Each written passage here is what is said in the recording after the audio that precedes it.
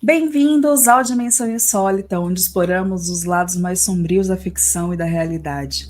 Aqui falamos sobre dark romance, suspense, mistério e terror, dos livros mais intensos às séries e filmes mais perturbadores. Olá, queridos ouvintes, aqui é a Jazz do Boteco Literário, criadora de conteúdo literário, e hoje ao meu lado, apresentando esse programa, está a Alice. Se apresente, Alice. Olá, eu sou a Alice, dona do blog Gnoma Leitora e revisora textual. É isso, hoje o programa tá cheio de mulheres maravilhosas para falarmos de coisas legais que é mulheres que escrevem suspense, terror, sobrenatural e afins. De convidadas hoje, a Andréia Nascimento está como convidada. Se apresente, Andréia. Hoje nós temos convidadas ilustres, nós temos Fernanda Furtado. Se apresente para os nossos ouvintes. Oi, eu sou Fernanda Furtado, eu sou escritora, escrevo suspense romântico e tenho um fetiche, digamos assim, por policiais no sentido não sexual. Eu sempre pesquisei trabalho policial, testemunho policial na área jurídica, na academia. Advoguei na área criminal. Sou louca, casei com um policial. Esses temas, aparecem bastante pra mim. André não sabia disso, né? Eu gosto muito, muito de histórias de amor e acabo misturando as duas coisas. Temos aqui também a Ana Paula. Se apresente, Ana Paula. Olá, tudo bem? Sou a Ana Paula.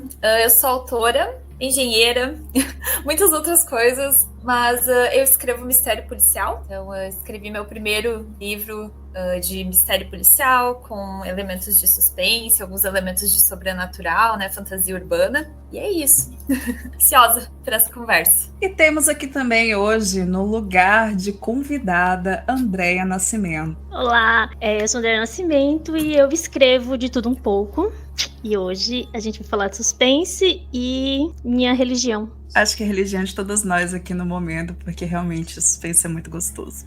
Amém. Bom, quando foi que as mulheres passaram de vítimas a detentoras de histórias de suspense? Cada vez mais nós vemos que as autoras estão ganhando fama, estão no topo dos mais vendidos, acima de muitos homens autores consagrados, né?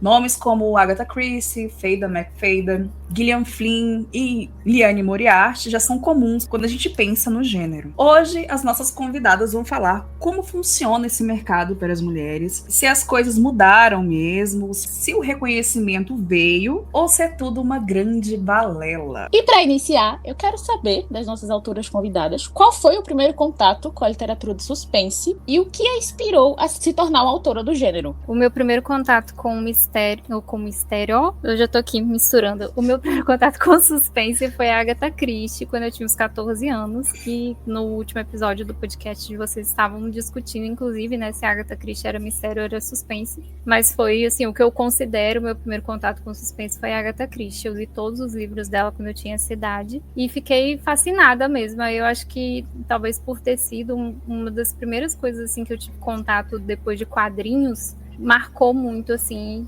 Eu tenho 40 anos hoje, né? Então muitas águas rolaram de lá pra cá, mas eu sinto que ficou essa influência aí. Eu concordo com a Fernanda. Eu acho que um dos primeiros contatos com suspense, assim, foram alguns dos livros da Agatha Christie, mesmo ela sendo mais do gênero do mistério, né? Alguns livros dela têm esse elemento, mas eu acho que a autora que, apesar de, acreditem ou não, eu nunca ter lido nenhum livro dela, mas eu vi a série, foi a Gillian Flynn, Objetos Cortantes. Eu gostei muito e é ali que eu comecei realmente a procurar mais sobre o gênero propriamente dito. Então, acho que tem vários momentos, assim. Mas uma das minhas memórias mais antigas de suspense também é com a Nora Roberts, com a série Mortal dela. Apesar de não ser puramente suspense, né?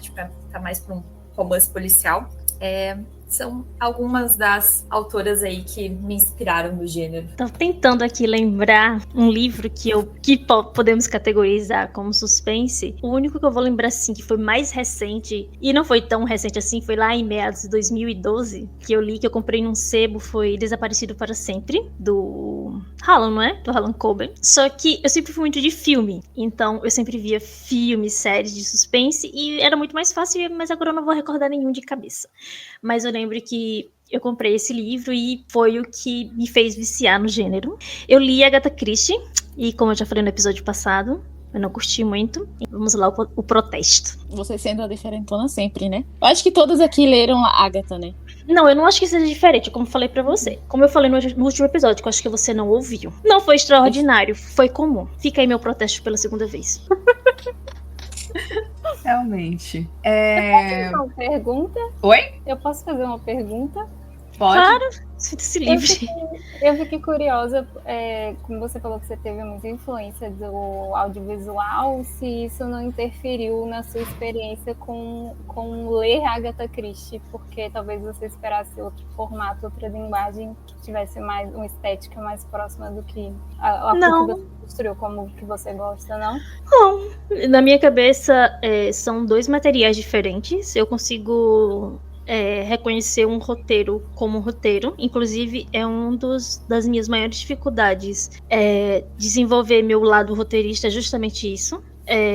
Escrever um livro é muito fácil. Eu diria assim, escrever um livro qualquer pessoa escreve. Agora, amigo, escrever um roteiro, sabe? Eu acho que a questão do mistério, o próprio Raul, quando ele pontuou no episódio passado, o mistério, ele é muito... Ele vai atrás basicamente de uma única coisa. E às vezes ele não é guiado pelo suspense. E eu não sou muito uma pessoa que gosta de alguma coisa, sabe? Tipo, eu gosto mais de tempestade, sabe? Tipo, o mistério, ele é muito rio, sabe? Não é muito pra mim. Então, eu acho que talvez seja isso, sabe?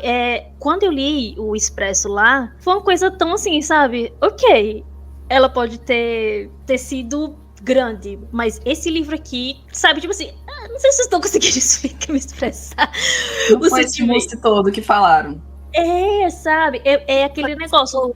No princípio, tudo é extraordinário, sabe? É aquele negócio, né? O começo. É só o começo. Mais ou menos isso. E na jornada de vocês como escritora, teve alguma autora que vocês olharam a obra e falaram assim, nossa, eu quero chegar a esse ponto, eu quero ser como essa pessoa? Eu tenho um autor que sempre me inspirou muito e eu detesto o fato de que ele seja homem. Realmente detesto isso. Eu não gostaria que ele fosse minha referência principal, mas é o Stephen King. E eu fiquei muito, muito feliz mesmo quando eu li, eu acho que tem uns 3 ou 4 anos, eu li um livro da Mariana Enríquez, que é uma escritora argentina chamada Nossa Parte de Noite. Eu falei assim, graças a Deus chegou uma mulher para ser minha musa, porque eu tava muito frustrada com isso.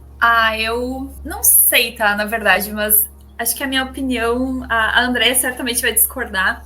Uma autora que eu acho que, apesar de nem todas as obras dela serem realmente assim, nossa, uau, mas eu gosto muito do estilo de escrita dela, é a Sarah J. Maas, porque falem bem, falem mal dos livros dela, ela vende bilhões, então minha referência é um dia eu quero ser que nem ela, tá? Mesmo que, tipo, tenha opiniões muito contraditórias, eu acho que ela entrega o que ela se propõe, tá? Como autora, então... Esse dia enfim. pode ser amanhã, não se preocupe. Você nem precisa tentar tanto. Eu espero que seja pro lado bom, né? Aí é ponto de vista, né? Não, assim, o problema com a Sarah não é porque é a Sarah, é porque eu não curto muito fantasia, sabe? E eu sou contra escrever páginas e páginas e páginas só pra ter página. E pra mim foi o que eu senti com o meu primeiro contato com ela. Mas a introdução de uma série, foda-se, sabe? Você pode introduzir de outra forma, de uma forma mais rápida. Agora você introduzir milhares de páginas, você não conta porra nenhuma, é dispensável. Pra quê?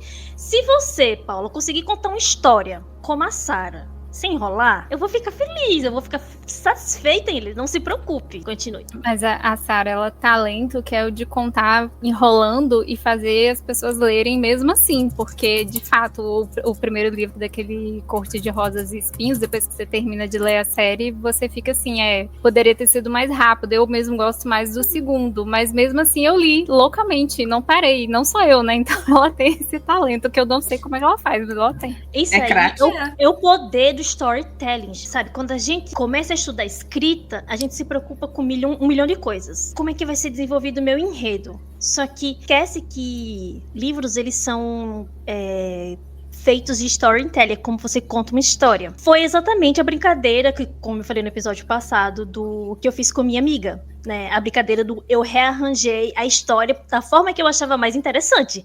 Eu rearranjei o storytelling da própria Sarah, entendeu? E deixei da forma que eu achava atrativo. Então, assim, mas como é que ela consegue? A internet, tudo hoje é feito de storytelling. Sabe aquela conversinha? Tipo, tem gente que consegue contar uma fofoca. Aquela fofoca da amiga, a amiga ela consegue começa com um gancho e aí você, tipo, se você não sabe quem são as pessoas. A gente já comentou sobre esse podcast. A gente não sabemos quem são as pessoas. A gente nunca saberá. A gente nunca viu o rosto dessas pessoas. E a gente nunca encontrará essas pessoas. Mas só pelo gancho ali, ideia da fofoca, a gente para. Porque o storytelling tá empregado de uma forma que você fica viciado. No dia que vocês conceberem que uma das partes mais importantes de um livro é o storytelling, é a forma como você vai contar a história, não importa a estrutura, ou como você escreve, ou a sua escrita. É como você conduz os eventos, sabe? Você pode contar uma história de trás pra frente, e seu leitor, quando chegar no final, ele vai dizer assim, porra, sabe? Aquela sensação de como eu cheguei aqui, mas o importante é que eu cheguei, e eu gostei, e eu entendi. É isso que a Sarah domina. É a mesma coisa que a Colleen Hoover domina. Por isso que a Colleen Hoover, sabe? Tipo, todo mundo que lê a Colleen Hoover, eles ficam frenéticos. E aí você fala, pô, isso aqui não é tão bom. Eu não gostei do livro dela. Sim, isso aqui não é tão bom, mas você quer chegar no final. Você quer saber. Não. Eu sinto como se fosse um McDonald's, eu gosto. Eu, por exemplo, eu li só o... É assim que acaba, tá? Porque tava super na hype, porque na verdade, assim, não era um livro que eu tinha intenções de ler, mas eu queria, como eu digo, falar mal com propriedade. Então eu tinha que ler pra poder dar minha opinião sobre. Assim, não é que seja ruim, nem nada disso. Eu admito que eu sofri horrores pra conseguir terminar a leitura. Tá? Eu achei muito, muito assim, tipo... Então, não. Colleen Hoover não é pra mim e, não sei, não... Eu acho que ela, pro gênero dela, que é o mais romance, assim, ok, tá? Mas acho que tem autores melhores e livros melhores também, então... Mas enfim, é que eu acho que é muito uma questão de gosto também, né? Tem gente que ama e tem gente que odeia, né? 880. Eu comecei também minha referência no suspense com Stephen King. Isso aí sempre foi claro. E já levantei essa bandeira milhões de vezes e eu não me importo que ele é homem. Como Karma dizia... Eu fiz, como diz Karma, Stephen King não é homem, brincadeira, eu dizia que Alexandre não, mas eu tô brincando. Ele é uma pessoa, né? Nesse momento eu vou invisibilizar o sexo dele, porque é uma pessoa que consegue ensinar muito, ele brinca com toda a estrutura narrativa e ele consegue contar uma história chata, ao mesmo tempo interessante. Ele consegue essa capacidade. Por mais que o livro tá chato, você quer largar, mas você não larga, você não consegue. Aí você pensa, pô, é Stephen King, aí você volta.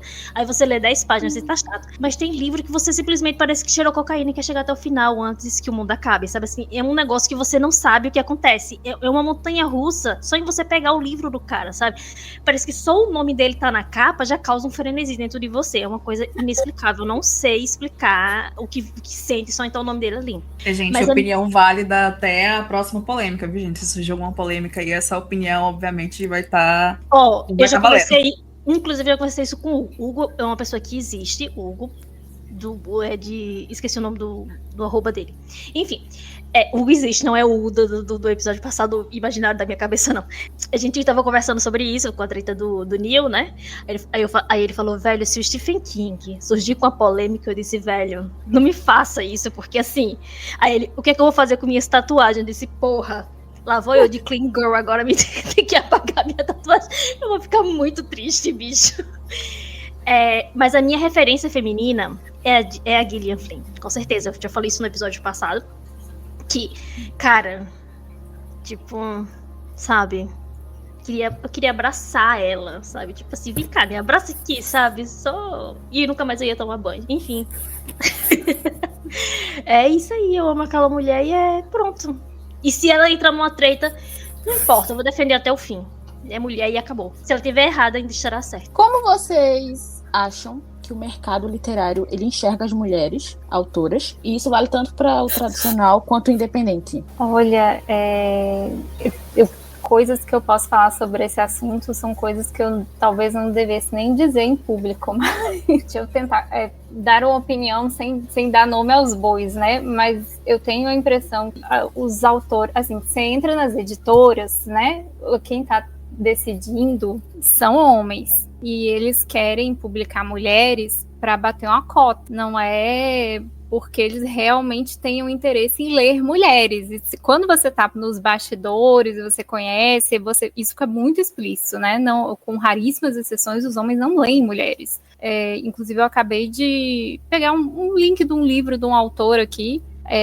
Aí eu olhei na página da Amazon, né, aquele perfil dele, aí ele falando das referências, todo aquele homem nunca leu uma mulher na vida dele. Então, eu não acho que o mercado queira publicar mulheres de fato. Eu acho que eles estão publicando mulher porque tem necessidade de bater cota para ficar politicamente correto, para a editora, para dizer que eles têm esse tipo de política, e também, às vezes, por uma questão de financeira mesmo, né, de entender, porque nós somos as maiores leitoras, né, em termos percentuais, as mulheres leem muito mais do que os homens, não sei exatamente o motivo, tem minhas especulações, que tem alguma coisa a ver com o fato de nós termos sido confinadas à vida privada ao longo dos séculos, então nós lemos muito mais, nós temos esse hobby que a maior parte dos homens não tem, não lê mesmo, então nós somos um mercado muito forte. Durante muito tempo nós fomos, de certa forma, obrigadas por essa questão assim, do que havia disponível no mercado a ler homens. Eu cresci lendo homens, todas as minhas referências assim, de aventura, tudo eram homens, né? Então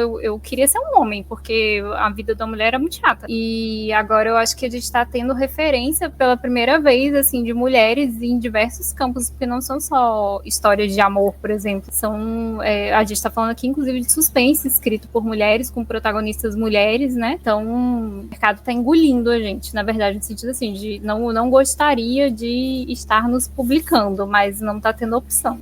Eu acho que tem realmente esse lado que a Fernanda falou, né? Porque o que eu vejo muito quando tu vai lá numa rede, tipo Threads, por exemplo, Instagram, é que assim, tu posta um livro de mistério, de suspense, escrito por uma mulher, principalmente contemporâneos, né? E tu vê que, assim, quem lê o livro realmente são mulheres. Os homens não estão lendo, sabe? Com raras exceções, né?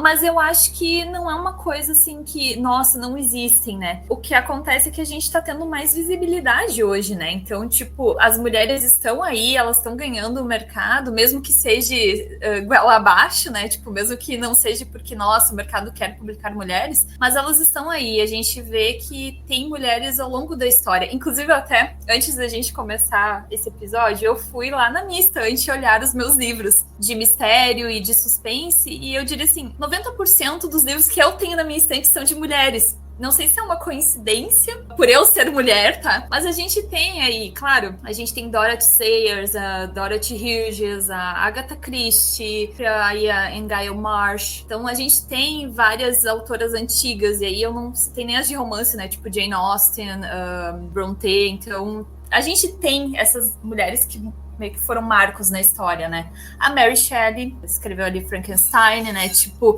então são mulheres que romperam, né? Esse paradigma de que só homens escrevem. A grande questão é que eu não sei porque a gente não fala mais delas.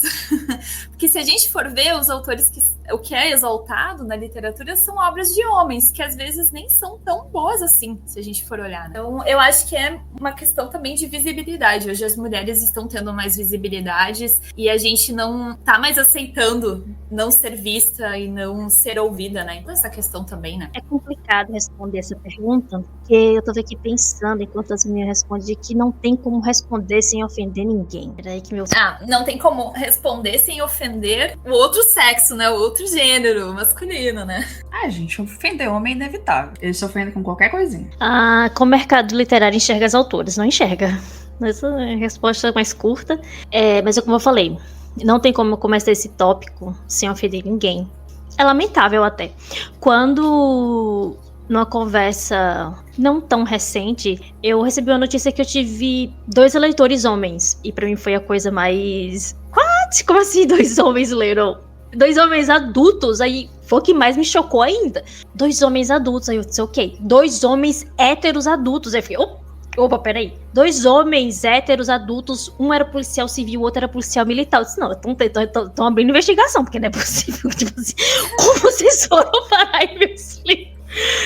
E aí, eles leram não apenas um livro meu, eles leram o meu livro sobre máfia. Então, assim, eu fiquei assim, sabe, tipo, sem palavras por um tempo. E eu falei assim, por que você recomendou meus livros pra eles? Aí ela falou assim, a única pergunta deles foi, como foi que você chegou naquela tortura do Gregory? Aí eu falei pra ela, você falou que você teve envolvimento nisso? Ela disse, eu não. Aí eu falei, você tá vendo? Você inventa as coisas, nem você consegue sustentar. E você vai lá pros seus amigos policial, manda eles lerem. E aí eu tenho que levar a culpa, que sou uma perturbada do juízo, deixando claro pra 2 pessoas dentro do judiciário brasileiro que eu sei torturar uma pessoa, sabe? Tipo assim, foi uma coisa extraordinária. E aí, acho que uma semana passada, a Jessie também, que um amigo dela leu o meu último lançamento, que foi Banquete.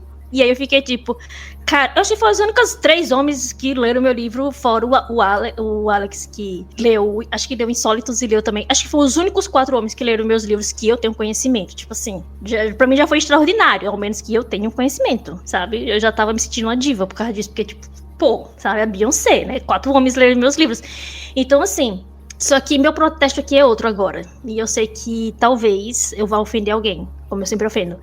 Mas o meu problema, eu acho que não é nem homem não ler mulher. Meu problema é nem as mulheres autoras querem ler as próprias amigas autoras. E isso, cara, é o que mais dói na minha... Não alma, mas no meu corpo, sabe? Porque esse pra mim é o maior problema hoje, sabe? Fernanda, seus amigos leem seus livros porque eles são seus amigos. Eu não tenho um amigo homem. E não, meu marido não proíbe de ter amigo homem. Mas porque sim, basta, né? Já basta meu marido, porque tipo, não dá, né? Enfim.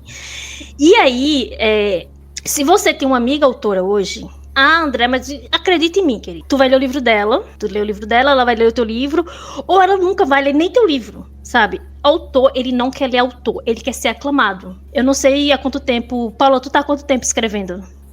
Esse Desejo Sangrento foi meu primeiro livro, né? Então, publicado. Então, vou dizer 1 ano. Ok. Fernanda, e você? Deve ter mais ou menos isso também. Pois é. Enfim, vocês começaram agora. Vocês não estão entendendo do que eu tô falando. Mas em breve, vocês vão entender do que eu tô falando. Eu já percebi que a gente vai conhecendo gente e eu tô sempre... obviamente não consigo ler os livros de todas as pessoas que eu conheço, porque é muita coisa, mas eu tô sempre lendo alguma coisa e eu já percebi que a recíproca não é verdadeira. Sim, eu concordo com a Fernanda, porque eu sou aquela autora assim que, tipo, se a pessoa disse, nossa, eu li o teu livro, e ela também escreve, eu vou procurar alguma coisa dela pra ler, sabe? Tipo, nem que seja um conto que ela escreveu, porque, claro, eu trabalho durante o dia, então eu só tenho a noite pra ler e escrever, né? E às vezes é difícil conciliar a leitura com escrita, então... é mais seletivo, assim, o que eu leio, mas eu sempre vou tentar, tipo, tá, agora sobrou um espacinho aqui, eu vou encaixar no livro de um colega ou de alguma pessoa que eu achei a premissa interessante, né? E às vezes eu vejo que realmente essa reciprocidade, ela não é verdadeira. Mas eu acho que não sei, complementando aí o que a Andrea falou, eu acho que o que me choca mais, na verdade, não é assim, é o homem, o autor ou o leitor homem ir lá e dizer, ai, não, mulher não pode escrever isso, ou nossa, eu nunca vou ler um livro de mistério escrito por uma mulher, ou enfim.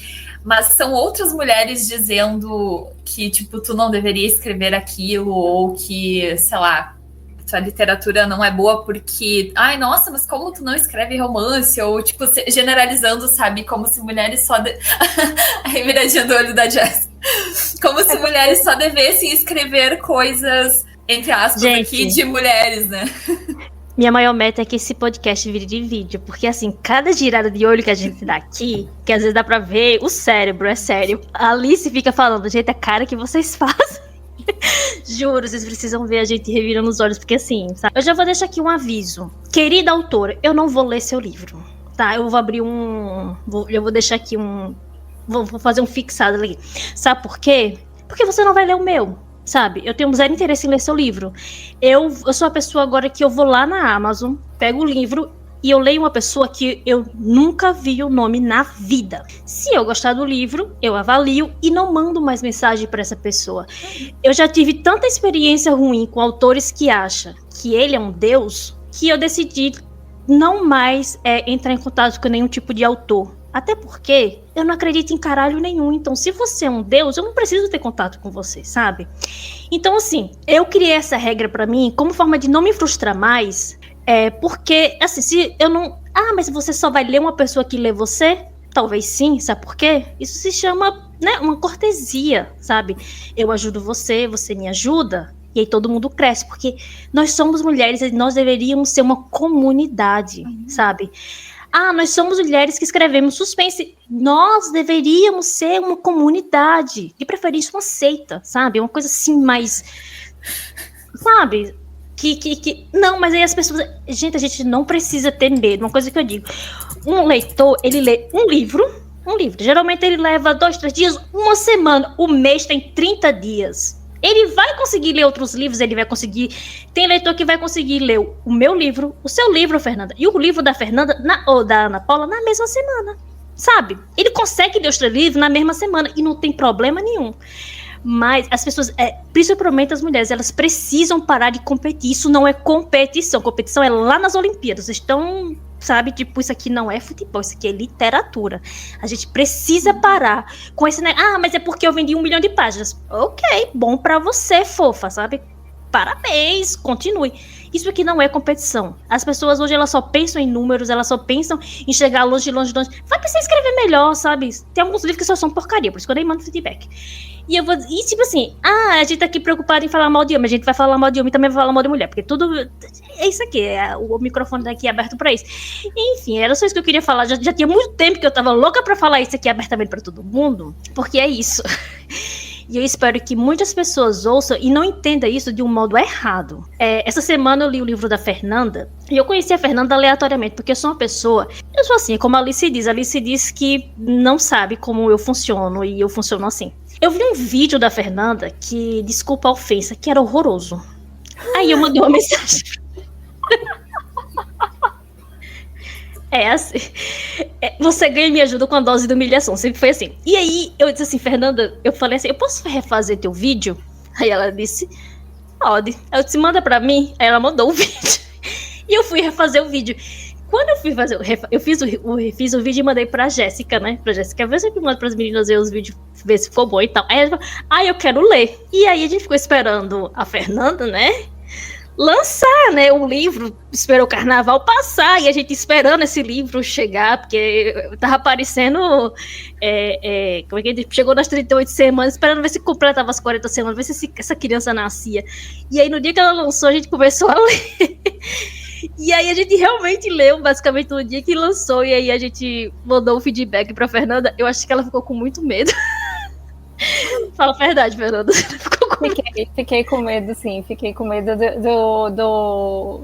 Mas foi bom. Foi bom. A gente tem que ter a honestidade de quem tá avaliando a gente, pensando no nosso crescimento, né? Foi muito importante.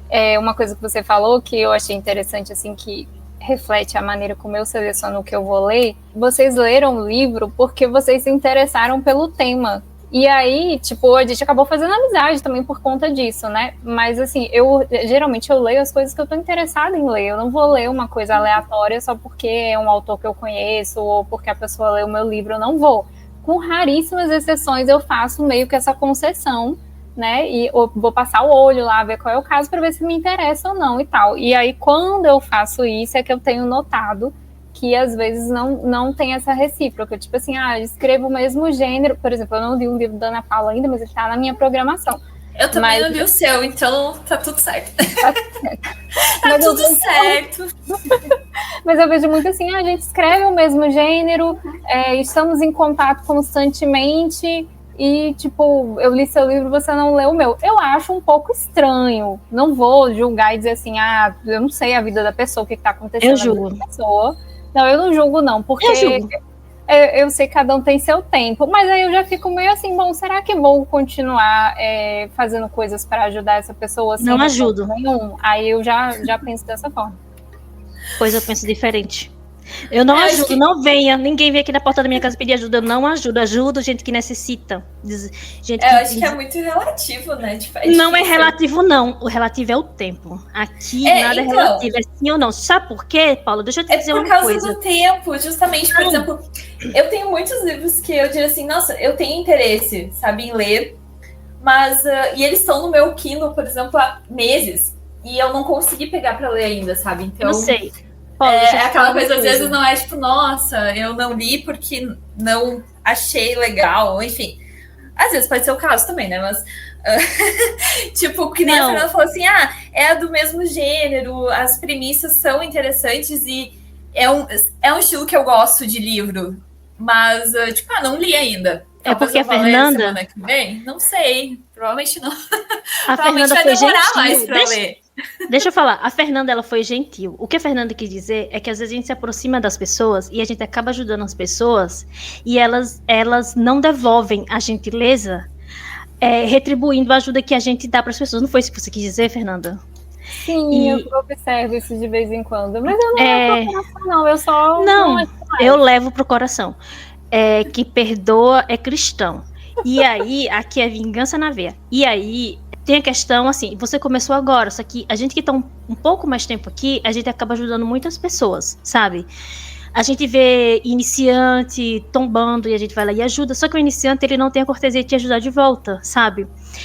Mas eu vou ler, eu não tenho tempo. Quando você gosta de uma pessoa, você encontra esse tempo, sabe? A Fernanda passou por um momento ruim semanas atrás, eu falei pra ela, cara, eu te ajudo, vem cá, sabe? Porque eu também estava num momento ruim e eu tive outras pessoas que me ajudaram. A Jéssica estava comigo, a Alice estava comigo, e foi um momento que não foi um momento ruim que passou, ainda é um momento ruim que está.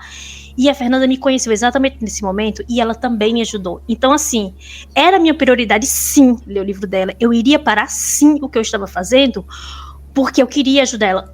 Queria ajudar ela a ter leitura? Sim. Eu queria ajudar ela a ter leitura, eu queria ajudar ela a ter avaliação e eu queria que ela tivesse também divulgação, sabe? Era minha prioridade, sim, ajudar a Fernanda nessa primeira semana de lançamento dela. É isso que a gente faz com uma mulher que está iniciando num gênero que é difícil de se destacar por ser mulher.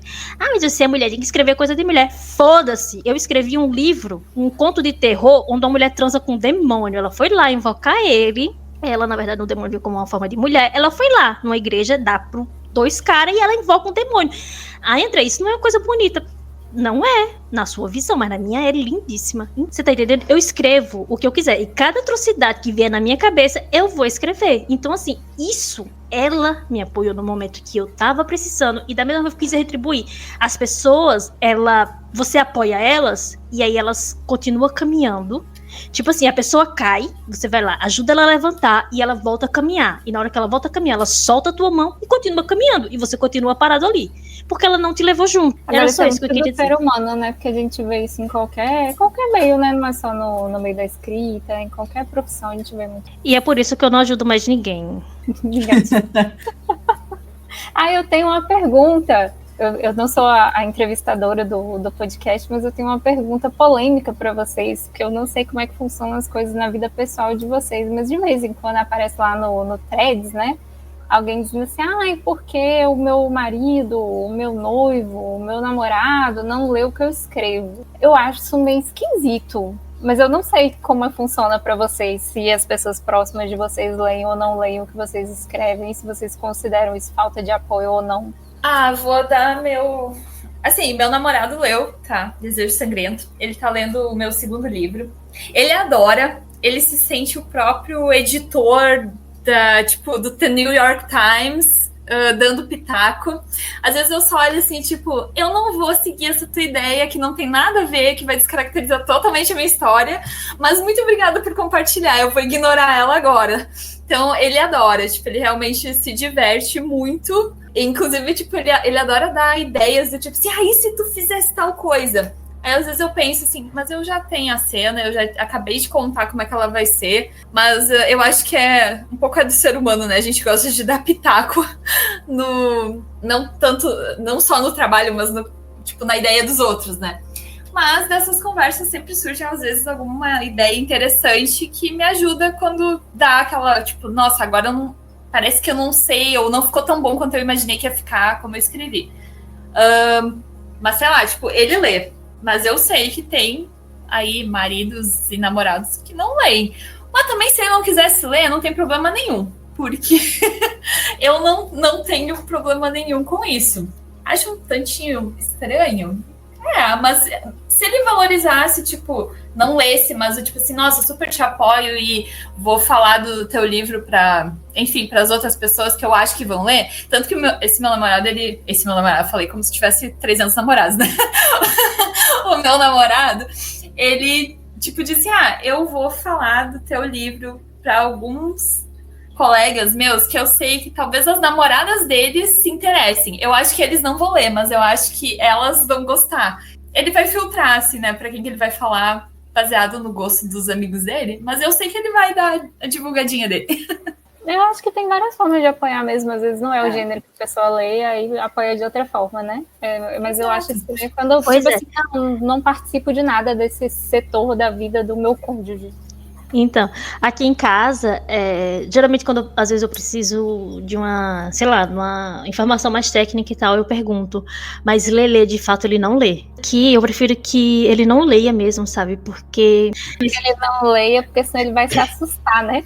Não, eu prefiro que ele não leia, porque eu acho que ele lendo, talvez ele comece a criar rotas de fuga na cabeça. Quando você escreve crimes, a pessoa começa a dizer assim, eu durmo ao lado dessa pessoa, sabe? E aí ele começa a criar um panorama onde... Vocês estão entendendo o que eu tô falando, sabe? Assim, tipo, se ela escreveu isso, é assim que eu vou fugir. E eu falo, não, o elemento surpresa é o que faz a festa interessante. É assim que ela vai me matar. Exatamente. Uma vez, meu marido, ele tem quase 2 metros de altura e eu tenho 1,55. Ele sentado é quase da minha altura, e aí ele tem uma fantasia que em algum momento eu vou fazer uma coisa pra ele ser preso. Eu sou muito estabanada, não é as coisas que só se vê na minha casa. E aí eu acho que eu ia tocar assim no pescoço dele, só que sem querer eu tropecei. Quando eu tropecei, eu não sei como veio aconteceu. Eu bati assim e foi uma queda. Não sei se vocês já assistiram Espanta Tubarões? Não tem quando o peixe, o cavalo marinho, tropeça na própria cauda dentro do mar, que ele sai tropeçando assim, que ele fala como é que o peixe tropeça dentro d'água, um negócio assim bem impossível. Foi mais ou menos isso que aconteceu. Ele, você tá tentando criar um hematoma que pareça que eu bati em você, eu disse, velho, eu sou tropecei no tapete, calma, eu não tô tentando incriminar você, porque ninguém vai acreditar em mim, se você tá muito nervoso, calma. E aí na cabeça dele, em algum momento, ele será réu de algum crime que ele não cometeu. E aí é a paranoia que eu instalei na cabeça dele. Mas não, ele não lê, mas ele sabe o que acontece, talvez assim eu conto o enredo ou outro. Como meus últimos livros teve mais safadeza do que, sabe? Então assim, meu último livro, por exemplo, teve muita safadeza, muita violência. E aí eu não quis expulpar ele dos detalhes, sabe? Que tipo, às vezes a pessoa, Jéssica, você para, viu? Eu vou bloquear você. As coisas que ela me obriga a escrever. Não coloquei nenhuma arma na sua cabeça pra você escrever. Sei. Eu só falei e se. E se, né? Você sabe que o e se é a pior parte da minha cabeça. Duas coisas que funcionam bem comigo. Você não é capaz e se. Pronto. É botar essas duas coisas no início da frase é a motivação certa pra eu criar, sei lá, um androide com 2 palitos de fósforo. É por isso que seu marido ficou preocupado. Então, quem se, né? Se ela tivesse ideia. Então, aí ele fica assim, ele fica com muito medo. Tipo, você imagina, eu já, sei lá, sabe? Tipo, antes eu era viciada em true crime, aí agora eu sou viciada em coisa paranormal. E aí ele deve estar pensando, tipo, sei lá, ela deve estar, sei lá, como é que diz? Arquitetando o próximo, sei lá, assassinato de MTV, sabe? Que ninguém sabe se foi um demônio ou se foi o cara mesmo que matou. Tipo, ninguém sabe até hoje o que foi que aconteceu ali, sabe? Deve estar mais ou menos nessa linha de pensamento. Eu tô lembrando que o Bruno, ele olha pra sua cara já com medo. Não, todo mundo olha pra minha cara com medo. Na academia... E olha que a discrepância entre vocês dois, pessoalmente, é gigantesca. Mas o Bruno fica muito assim, ó. Todo mundo. E eu acho que todo mundo deveria, por um dia, sentar e ficar vendo você conversar com o Bruno. Porque é maravilhoso presenciar isso. Esse momento de vocês dois dialogando sobre algum assunto. Aqui em casa todo mundo é estranho. Deixa eu falar uma coisa. Meu instrutor da academia olhou pra mim e disse, por que você está com raiva? Isso é jeito, eu tô com raiva de quê? Ele disse, por que você tá com essa cara? Se eu só tenho essa, eu digo... E aí Bruno falou, porque você só vive com essa cara de quem tá com raiva. Eu disse, eu tenho motivo pra ser feliz? Não digo que eu tiver motivo pra ser feliz, eu vou sair por aí rindo. Gente, por que as pessoas... Mulher não pode estar com a cara fechada, não. Tem que sempre tá com os dentes abertos. Eu digo. E aí eu notei que, tipo assim, homem é um negócio triste. Eu tava andando, e aí eu olho, ele nunca tá no posto dele de ajudar os outros, ele tá sempre ali, perto das menininhas novas, se acabando de rir, olha assim, digo, enfim, não é só na literatura que tem homem lixo, né, vamos lá. Vocês acham que faz diferença publicar o livro com pseudônimo? E se sim, vocês acham que se vocês usassem um pseudônimo masculino, o trabalho de vocês seria mais reconhecido? Eu não tenho como responder essa pergunta porque estamos no campo da especulação, mas eu me lembro, agora que você falou sobre isso, de um... Eu não lembro se foi um estudo ou se foi uma reportagem que aconteceu no Canadá, em que alguns funcionários de uma empresa mudaram o e-mail deles, a assinatura do e-mail, para um nome feminino e ficaram respondendo os clientes como se fossem mulheres durante alguns dias, e eles ficaram horrorizados com a maneira como os clientes falavam com eles quando pensavam que eles eram mulheres, que era um nível assim de desrespeito muito grande, e eles não conseguiam entender, tipo, eles passavam informações, os clientes não acreditavam, não confiavam, questionavam. Então eu imagino, com base na minha experiência de vida, teria diferença sim. Por outro lado, além de não ter vontade de usar um pseudônimo masculino porque não faz sentido para mim ideologicamente, eu mesma, como mulher, eu hoje em dia evito ler homem. Eu leio homens, assim, quando é um caso... Eu leio Stephen King, eu leio um caso muito específico, assim, de escolho muito. Então, tipo assim, num ano, eu, sei lá, vou ler uns 40 livros e 5 vão ser homens. Em geral, eu leio só mulheres, né? Eu evito mesmo. Então, eu acho que não sou só eu que tô fazendo isso. E não é só porque eu quero dar preferência a autoras mulheres, é porque eu me sinto mais representada nas narrativas delas. E eu quero me sentir representada, eu quero ler e acreditar naquelas mulheres que estão sendo retratadas ali, naqueles sentimentos, naqueles desenvolvimentos de personagem, que é uma coisa que eu não vejo muito nos homens, com raríssimas exceções. Então, não usaria, não faria sentido pra mim, mas eu acredito que talvez em alguns aspectos fosse interessante, em outros não. Eu também nunca usei um pseudônimo, então fica difícil responder essa pergunta, mas baseado assim, eu sou engenheira mecânica, tá? De formação. Então, eu escolhi uma faculdade predominantemente masculina. Eu fiz doutorado e assim, também numa área predominantemente masculina da engenharia. O que eu posso dizer é que sim, com toda certeza, tá? A forma de falar, o interlocutor sabe que é uma mulher que tá te ouvindo ou te respondendo, ou que vai responder para ti, é completamente diferente de quando é um homem. Então, eu acredito que provavelmente faria diferença, mas eu sigo a mesma linha da Fernanda. Hoje eu tenho buscado ler muito mais mulheres e livros de mulheres do que livros de homem. Nada contra, eu leio alguns autores, principalmente tipo alguns nacionais, que eu acho interessantes, mas no geral eu tenho evitado, tá? E aí aqui eu vou largar a minha polêmica. Eu não gosto do Stephen King, tá? Então, eu não curto o estilo de escrita dele. Eu já li vários livros dele. Eu, inclusive, comprei Misery, porque eu quero ler, nunca li. Mas eu tendo a achar que a escrita dele não me atrai, tá? Eu acho que ele é super estimado. Mas eu vou fazer um adendo aqui. Eu não sou capaz de dizer se eu gosto de Stephen King porque ele é bom, ou se eu gosto de Stephen King porque eu comecei a ler ele lá nos primórdios da minha formação como leitora e ele me marcou muito profundamente. Eu realmente não sou capaz de avaliar, porque minha relação com ele é muito afetiva. O que eu posso dizer sobre a minha opinião é que, assim, tudo que eu li dele, que eu me lembro, tá? Porque eu li muitos livros dele, porque foi eu não sei, ali quando eu tinha uns 18 anos, então faz muito tempo, né? Era uma onda de, tipo, livros do Stephen King. Então, todo mundo lia Stephen King, então, obviamente, que tu lê. Mas eu não tenho memória, assim, de todas as histórias, tá? Eu teria que dizer, pra dizer assim, nossa, eu odeio realmente, detesto, eu teria que pegar e reler todas elas. Eu não tenho a menor vontade de fazer isso. Então, assim, mas o que eu me lembro do estilo dele é que eu realmente achava um pouco confuso. E eu tenho uma implicância com a forma como ele termina as histórias. Eu acho que os finais dele não tem pé nem cabeça, tá? Então, mas assim, isso é uma opinião, né? Minha. Mas sobre o pseudônimo, eu não sei. Eu tenho vontade de experimentar usar um pseudônimo. Não sei se escolheria um pseudônimo masculino. Difícil responder essa pergunta. Eu não vou responder essa pergunta, não. Pode passar a próxima. Pra vocês, qual é a maior diferença vocês enxergam quando falamos de suspense e romances policiais escritos por homens homens e por mulheres? Para mim, a maior diferença é na maneira como as mulheres são retratadas, que pelo menos é a minha experiência como leitora mesmo, né, de sentir as mulheres assim muito rasas ou muito naquela ideia assim da histeria, sabe? Não consigo acreditar que aquelas mulheres são reais, com raras exceções. Então, Posso falar? Pode, claro. É por isso que toda vez que eu vou escrever, mulher, obviamente, todas as minhas mulheres são histéricas. Exatamente da forma que eles gostam. Elas são todas malucas. E eu gosto de seguir esse estereótipo de homem, da mulher histérica maluca, porque sempre acaba com elas retalhando eles, dando pra cachorro, sabe? Uns negócios bem... aquele estilo que eu mandei pra você ontem, assim. Ontem eu mandei uma cena pra Fernanda que eu falei assim: nossa, eu escrevi essa cena, mas eu nem sei porque eu escrevi. Eu nem sei como eu cheguei aqui. Aí ela disse: eu não senti nojo lendo. Eu achei tão tranquilo, tão de boa.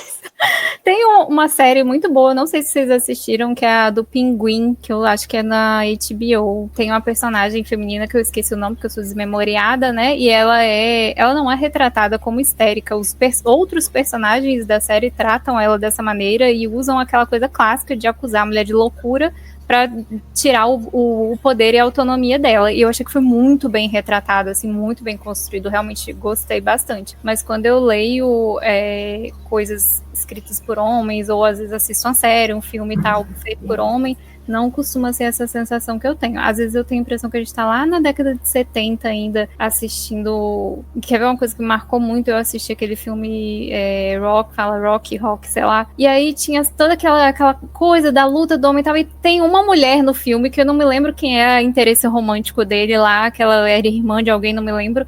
E ela é tipo assim, você olha pra ela tá assim com a cara esbugalhada assim o tempo todo, assim, e é uma coisa estranha. No filme do Iluminado também, a esposa do Jack Nicholson, que eu também não me lembro o nome, também ela tá sempre assim com a cara de pânico, assim, e você olha pro personagem, ele não faz muito sentido. Eu não gosto disso nos livros dos homens, geralmente são retratados dessa forma e perco o interesse mesmo. Eu acho que eu vou me aliar com a Fernanda, porque eu vejo muito isso e eu tenho essa mesma sensação de que as mulheres não são retratadas de uma maneira interessante como mulheres, na verdade, né? É sempre meio que um estereótipo, assim, estereotipado. E outro ponto que, pra mim, que eu sinto falta é falta de protagonismo feminino. Principalmente, eu acho que no policial, tá? Livros policiais escritos por homem têm uma tendência a ter protagonistas homens. É sempre um investigador homem. Mesmo alguns escritos por mulheres, principalmente na era mais clássica, também eram protagonistas homens. A gente pode ver ali o próprio Poirot, sabe? Então, eu acho que falta um ponto de vista feminino. Acho que isso foi um pouco do que, quando eu criei a Leona, eu tentei fazer ela, tipo, ela é uma mulher real, então, tipo, ela tem coragem, obviamente, ela tem ali o sentimento dela, mas ela gosta de gatinhos e ela gosta de meias felpudas, então, tipo, ela tem... de dia ela tá lutando contra o crime ali, tem que encarar um monte de assassinato, mas na casa dela ela gosta de ler um romance, ela gosta de plantas, enfim, tipo, ela não perde o lado mulher dela só porque ela tem que ser forte, digamos assim, né? Eu acho que falta um pouco essa parte do protagonismo feminino, mas de uma forma realista, né? Que não trate só como se a gente fosse doida e desmiolada, ou como se a gente só, tipo, dependesse sempre do homem pra salvar a gente, né? Então, isso também é outra coisa que me incomoda um pouco. Pouco não, bastante, na verdade. Essa do homem pra salvar a gente me lembra aquele negócio que tem vários filmes que você sempre tem uma mulher, tipo, quando acontece uma catástrofe, aí uma mulher vira pro homem, o que faremos agora? E na vida real isso nunca aconteceria, sempre seria o contrário. Eu concordo com as meninas, é sempre a mesma caricatura. Uma mulher frágil, uma mulher louca. Mas de temor, eu falo mesmo, eu sempre digo, levem isso pro coração, nós somos loucas mesmo. Você fica esperando sempre o pior. Fica imaginando que a gente vai pular, sei lá, do escuro com a faca na mão mesmo, sabe? Eu acho que provavelmente o presídio de Tremembé ainda tá vazio, sabe? Tipo, sempre vai ter um espaço pra lá esperando um de nós. Que eu acho que tá na hora de reverter isso mesmo, sabe? Inclusive eu fiz um post no thread sobre que eu tava cansada de pegar livro onde homem mata mulher, sabe? Tô cansada, gente. Tipo, eu não quero mais abrir o livro e ver homem matando mulher, homem torturando mulher. Cara, eu não quero não, sabe? Parem de matar mulher até na literatura, porque já deu, sabe? Homem vem matando mulher desde o princípio, sabe? Lá, acho que provavelmente desde o Big Bang, sabe? Então assim, vamos parar, porque já deu, sabe? Fica aqui meu apelo. A literatura, ela influencia muito o estilo de vida das pessoas e vocês acham que não. Ah, mas a literatura, ela também é adaptada. Ela é adaptada pro áudio, ela é adaptada pra televisão aberta, pro streaming. Então, assim, eu tava vendo sobre isso recentemente, nas pesquisas, sobre o gênero do Dark Romance. Era exatamente sobre isso, como os contos de fadas. E como os contos de fadas, eles moldaram nossos relacionamentos, como a gente tá sempre esperando por um príncipe encantado, como isso é prejudicial pra nossa visão sobre relacionamentos. Então, a gente acha que o torturar a mulher num livro não vai ter influência. A romantização da violência contra a mulher num livro não vai ter influência. Mas vamos pegar uma jovem que não tem discernimento ali do que é real, do que é imaginação, do que é ficção, do que é licença poética de um autor, e ela consome aquela obra, ela não sabe compreender e distinguir da realidade que aquilo ali era só para ser algo ficcional, sabe? Então, ela acaba levando aquilo ali como algo que pode ser naturalizado. Então, sim, sua obra, ela infiltra na mente da pessoa, criando a ilusão, o amor pode ser aquilo ali. Inclusive, dentro desse artigo que eu li, a pesquisadora entrevistou umas pessoas e foi muito difícil de ler. Sim, a pessoa que escreveu A Transa com o Demônio, foi muito difícil ler essa parte pra mim, porque era relatos e a pessoa dizia assim, mas só que a minha amiga, ele só me deu um tapa, sabe? A minha amiga, ela levou um soco, ela tava com o olho roxo. E eu fiquei pensando assim, meu pai nunca me bateu, imagina eu apanhar de um homem que eu, conheço, sei lá, há 2 anos. Isso pra mim é inimaginável. Eu não consigo imaginar uma pessoa levantar a mão pra me bater e eu continuar amigo daquela pessoa, sabe? Eu consigo imaginar um desconhecido fazer isso, né? Uma pessoa que talvez eu nunca vá ver na vida e que eu vá processar.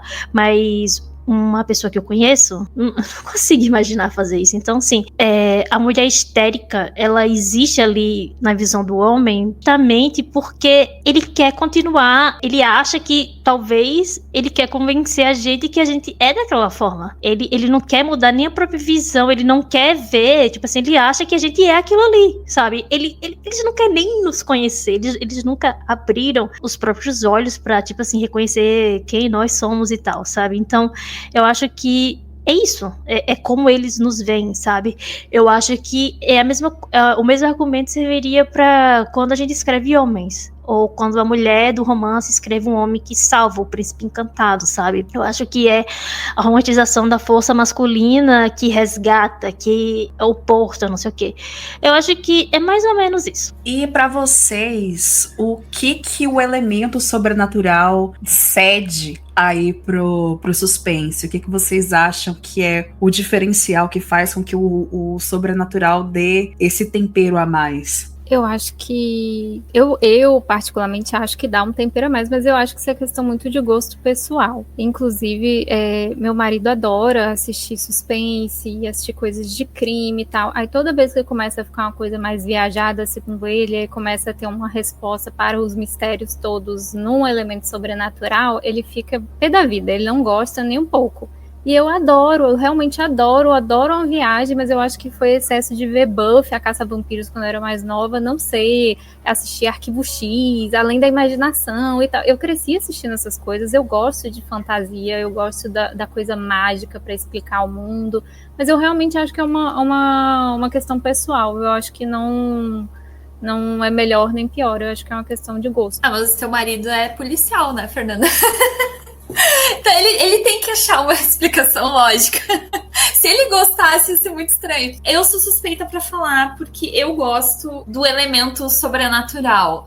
O meu livro tem, né, eu trouxe vampiros, lobisomens, espectros pra história, num contexto urbano, né, então, eles vivem como se fossem pessoas. Então, na verdade, sim, tu não saberia dizer se a pessoa que tá do teu lado é um vampiro ou não. Eu não sei, assim, tipo, realmente uma questão de gosto, mas eu gosto quando o objetivo da história é trazer esse elemento. Então, eu acho que eu ficaria muito, muito puta da cara, por exemplo, se a Agatha Christie desse uma explicação sobrenatural para um caso dela, sabe? Porque não faria sentido, porque não tá dentro do contexto, sabe? E mesmo eu acho que até na minha história, sabe? O vilão não é nada sobrenatural. O vilão é uma pessoa. Então, no final das coisas, mesmo com os elementos ali, quem é o causador de tudo é um ser humano também, sabe? Então, eu acho que dá pra quem gosta, né? Tipo, é um a mais, mas realmente é gosto, né? Por que você fez o seu Ecos Mortais com elemento sobrenatural? Alice, você lembra? Eu? Eu não lembro. Você escreve, eu que tenho que lembrar. Eu não lembro. Mas foi porque, basicamente porque era Halloween, né? E eu fiquei no seu saco, escreva um conto de terror, escreva um conto. Só que aí ela resolveu colocar as pessoas, a protagonista ali, né, pra transar com os demônios. Aí já veio da Jazz, essa ideia, então, tipo assim... Não fui eu, não fui eu. Não fui eu. Não foi Jazz, não foi Jazz, não. Sei lá, eu deve ter ouvido algum episódio de algum podcast por aí, eu achei que seria uma coisa. Eu sempre tô... Eu não lembro. Foi daquele podcast da dupla. Da dupla? Daquele que você sempre me fala. Do Caso Bizarro? Não. É outro que ela sempre me fala que... Do Lenda Foi Cast? alguma coisa assim. É do moço que você adora ele. Que você fala que ele tem uma conversa que parece que eles estão tomando um chá e conversando. É o Lenda Cast. Eu não sei. Sei que foi disso aí que você juntou tudo. Mas eu não lembro não. Sinceramente, eu não lembro não. Não sei como foi que eu cheguei ali Sinceramente, eu não sei como foi que eu cheguei à conclusão daquele conto, não. Eu, sinceramente, eu não vou saber responder essa pergunta, não. Pula pra próxima. Bora lá. Falem sobre o livro de vocês, tipo, em um tweet. Vocês conseguem pensar nisso? Jéssica, eu não sei escrever tweet. 280 caracteres. Pelo menos não é mais 180. Vocês conseguem pensar? Sobre a trama principal. Ali, só o início. Só pra gente conhecer a trama principal. Sobre o que é. É só você dizer sobre o que é o livro de vocês. Eu vou tentar. Eu queria muito, muito escrever uma história de amor sobrenatural, porque eu assisti muito Buffy Caça-Vampiros. Porém, toda vez que eu sento pra escrever, na primeira página eu começo a matar gente. Então, sempre vai acontecer um crime, sempre vai ter uma pessoa terrível, sempre vai ter um mistério, alguma coisa assim, é irresistível, é mais forte do que eu, e aí a minha história de amor acabou virando um romance policial, sobrenatural, que é o A Margem da Luz, que eu lancei esta semana agora, que Jazz e Andréa leram, inclusive, eu estava com muito medo da avaliação delas, fiquei muito aliviada quando eu ouvi o áudio de Jazz, principalmente. Muito obrigada por vocês terem lido, fiquei muito feliz. Eu sou fofoqueira, eu peguei e mandei logo o áudio, eu disse, só quer saber de onde aí o áudio. Eu nem sabia se eu podia ter comentado isso. Não, a Jazz... Tô sabendo agora. Não, eu esqueci. Ontem eu não tava toda atravessada. Aí a Jazz, eu queria continuação. Aí a gente começou a brigar. A gente começou a discutir por causa do livro. Eu falando pra ela, não, tava ótimo, não precisa mais de nada. Aí ela, pois eu queria saber mais, eu não sei o que. Eu digo, não precisa mais de nada. André, só que você tá analisando como a leitora crítica. Eu disse, pois é. E ela, mas eu só estou como leitora. E a gente ficou discutindo sobre isso aí até... Eu fiquei muito feliz mesmo com o seu áudio, Jess, porque eu tava com muito medo, porque a André falou assim, ela é cruel, ela vai descer o cacete. Aí eu tava, meu Deus do céu, mas fiquei muito feliz. Só que vocês estão vendo como é que a Andréa me trata, né? Vocês estão vendo? Jazz é farofeira, você tem que ter sempre esse medo. Você não sabe o que é que ela vai gostar. É uma roleta russa. Eu acho que tanto Jazz quanto a Alice, tá? A Alice gosta de umas... Mas eu gosto de farofada e eu gosto de escrever farofada. Não, a única farofa que eu gosto é de mandioca. A Alice também gosta de umas coisas que às vezes eu boto assim, eu digo, não tem condição. Oxi, nada. Não me coloque nisso, não. Velho, eu já reclamei tanto. A Alice, ela tem como é que fala? O julgamento crítico de uma barata, sabe? Tem umas coisas assim que ela julga bom, que eu fico, não, sabe assim, vou bloquear, porque não tem condição. E eu falei pra Jazz, a Fernanda lançou o livro, mas eu tô morrendo de medo de ler. Falei ou não falei? Responde em áudio. Pior que falou mesmo. Falei, eu tava com medo. Assim, eu leio o livro das pessoas de perto, né? Mas eu também leio com medo. Porque assim, a gente tem que passar o feedback. Aí mentira ou não mentir, sabe? Bom, Desejo Sangrento é um mistério policial. Ele tem fantasia urbana, fantasia sombria. Ele vai acompanhar a Leona. investigando uma série de crimes. Na verdade, era um crime que virou 5. Então, e esses crimes, quando ela começa, ela acha que é só uma seita, é só um monte de gente doida fazendo algum tipo de ritual maluco, mas no final ela vai perceber que é algo um pouco mais complexo, mais sombrio, e que vai desafiar um pouco a percepção dela da realidade, porque ela não acredita em absolutamente nada que ela não possa provar, que não possa ser provado com fatos. Então, para ela acreditar que ela tá falando, na verdade, sei lá, com um vampiro, ela vai precisar de provas de que aquilo realmente é um vampiro. E ela vai juntar essas provas na cabeça dela e ela não vai acreditar no que ela tá concluindo.